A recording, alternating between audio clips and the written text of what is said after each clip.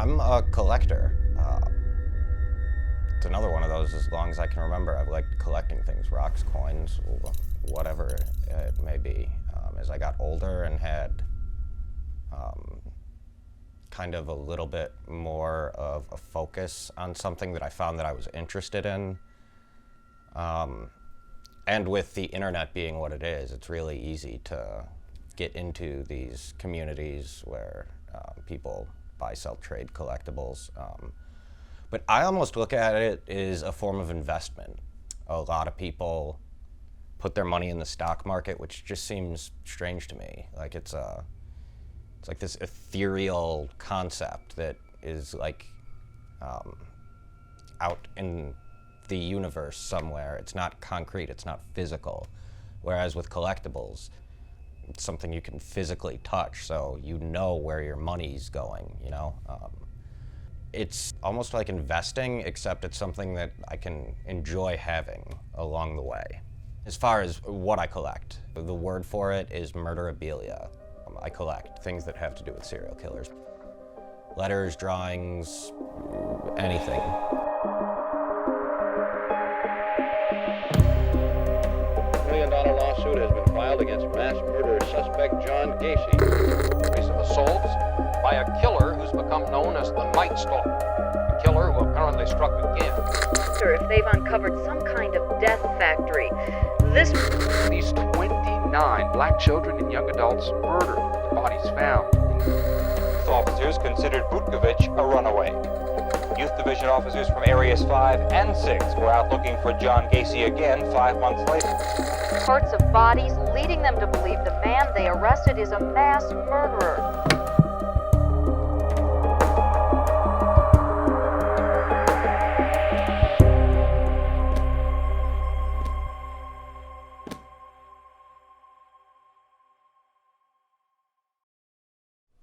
I remember being little and watching those like 48 Hours or like Dateline with my dad, where like the guy kills his wife or whatever and they're trying to prove it was him, which I think it's something that's just kind of hardwired into me, which is interesting because we're here talking about serial killers and there's that whole argument about nature versus nurture. I started writing to killers, prisoners, maybe when I was 22, 23 years old. There was a long time where I was scared to do it, just because, I mean, they keep a record of that stuff, and do I really want my name to be on a list somewhere? Like, I'm sure they am. But I mean, there's two parts to why I would write to somebody who's in prison for murder, or really anything. The first part is I hate to seem like a materialistic weasel, but it's free material for my collection. It's stuff that it cost me a stamp and an envelope to get. But the other thing is there is the component of the fact that if you're in prison, I've never been to prison, but it seems like it would be a very lonely place. And I kind of feel for the people who are in there. That's not to say I think what they did is right, but in a lot of cases, the people who are in there absolutely deserve to be in there. I'm not condoning what these people do by any stretch of the imagination, but that doesn't change the fact that it does seem like a lonely place. No matter who they are or what they've done, they're still human beings. My mom is a fairly religious person, and she always calls it doing a corporal work of mercy. So that's how I kind of justify it to myself. In my experience writing to serial killers is the big name guys, the guys that are household names, Richard Ramirez, Golden State Killer, BTK, those kind of guys. There's a lot of weird people out there just like me who write to them, so it's kind of hard to get a response, believe it or not. Generally speaking, it's the lesser known criminals, serial killers, one-time killers that will respond to you. Some are weird, and other times it seems like you're speaking with a normal, everyday guy. And there's one I'm playing chess with through the mail right now. He's kicking my ass, by the way, so I think I'm gonna tell him the cat knocked over the chessboard because it's just not even funny how bad he's beating me.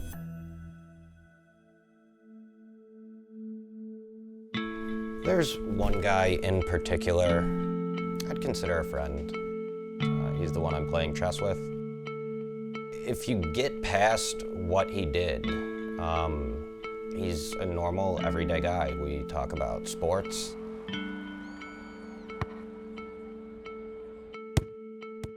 And was telling me that his stepfather is dying of throat cancer and he can't be there with him. So obviously it hurts him, it hurts his stepfather because that's your family, and his stepfather didn't go out and do anything wrong. So I think the families in general, on both ends, I feel a lot for. You read his letters and they get kind of sad how for Christmas he got a can of tamales and he thought it was the greatest thing ever. And I mean, I get that he made his choice and he's there for a reason. I'm not saying he deserves to be out or I want him living next to me or anything. He's right where he belongs, but I would consider him a friend. I genuinely don't know how I have the ability to separate the person from the criminal. I don't have an answer for how I'm able to do that. Kind of like Roman Polanski. He's still a great filmmaker. So the closest comparison I'd be able to give on separating the person from the criminal is how some people are able to separate the art from the artist. I don't have a favorite serial killer in terms of the things that they've done because it's all horrendous. My favorite to read about, or if there's a documentary that comes on about him, I'll catch it, would be Richard Ramirez, the Night Stalker. The killer who attacks randomly is described as white, 25 to 30 years. Many residents sleep with their doors and windows bolted tight, despite 100-degree temperature.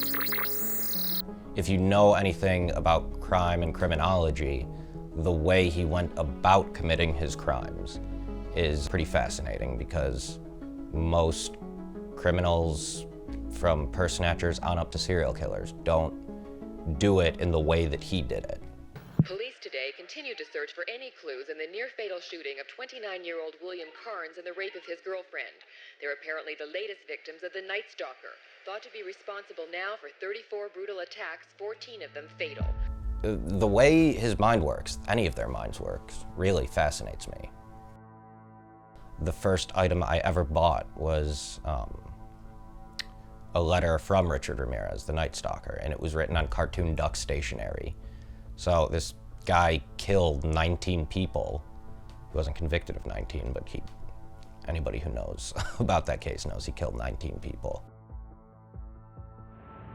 I think it's always been inherent. If you go back to Victorian times when people would buy penny dreadfuls about the latest serial killer running around London, or public executions go back as far as human history. And I get that, at least from the perspective of the justice system, that's used as a deterrent, but the people who went out to view the public executions weren't there because they weren't going to be deterred from anything. They were there to see somebody die. That's something that's just inherent in human nature. We all have a fascination, I think, with things that are on the darker end of the spectrum of life. As far as my collection goes, it'd be pretty difficult to go item by item. There is quite a bit.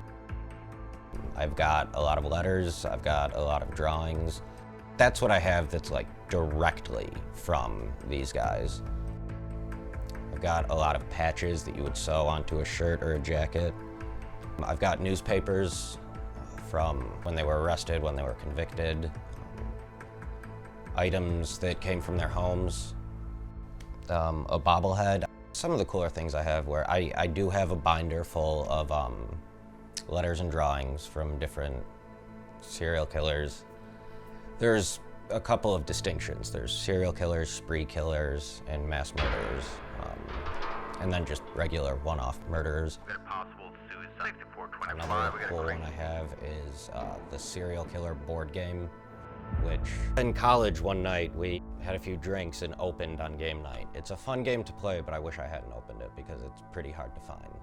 I haven't been able to find another copy. Then I've got a couple of different sets of trading cards. My favorite one would have to be from the early 90s. That's not just serial killers. And a big part of why that's fascinating is just because it's 30 years old. The one card in there just says the Green River Killer, who turned out to be Gary Ridgway. They hadn't caught him at the time, so his name isn't listed on it because nobody had any idea who he was. So it's kind of stuff like that that you look back, but it's almost like it is a piece of history. A big part of what drew me to collecting this stuff is that everything is unique. If you're, say, a coin collector, you can have a coin that's really rare. There's maybe only a dozen of them, but that's the potential for 11 other people to have that same coin. When you're collecting things like letters or drawings, art collectors would know it's something that's completely unique.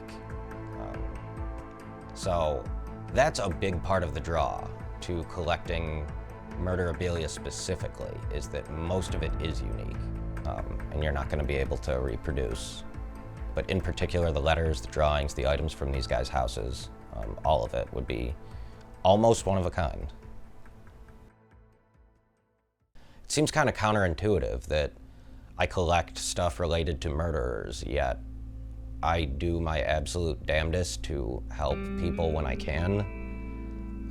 Maybe that's just me having a big head, but I kind of feel like this world is kind of a crappy place for everyone, and if we all stuck together, we could make it a little bit less crappy. I work in a job where I'm helping people, serving others. I'm a member of a political group that campaigns for social and economic equality for all people. Fights against racism, homophobia, sexism, all that stuff. You know, maybe when I was younger it would have bothered me that people who I don't know or am not close with would think I'm weird. It doesn't anymore. I mean, there's a quote from my favorite book. I'm paraphrasing, but it's what is normal? Normal is boring, ordinary. Life is saved for the extraordinary few who dare to be different. But I honestly, no, I'm not gonna pay somebody I don't know any mind at all. All of my friends know that I'm kind of a weird guy. So I think as far as my friends circle, everybody kind of figures that, well, if one of us was gonna do it, he'd be the one. I've always been different. I listen to weird music. I like weird movies. I collect weird items. So the people I would consider my friend in my inner circle kind of accept me for who I am. That's kind of one of the requisites of